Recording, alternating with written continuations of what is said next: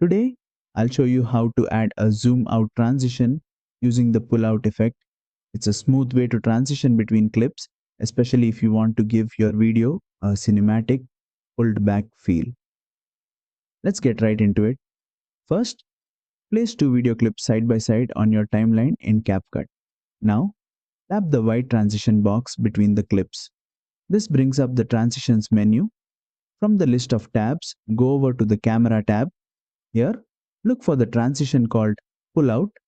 Tap on it to preview how the zoom out looks. To control how fast or slow the zoom happens, use the duration slider at the bottom. Slide it left for a snappy zoom or right for a smoother, longer pull out. Once you're happy with the timing, hit the check mark to apply the transition. And that's it. You've added a clean and stylish zoom out transition using the pull out effect in CapCut Mobile. If you found this helpful, don't forget to like the video and subscribe to the channel for more quick CapCut tutorials.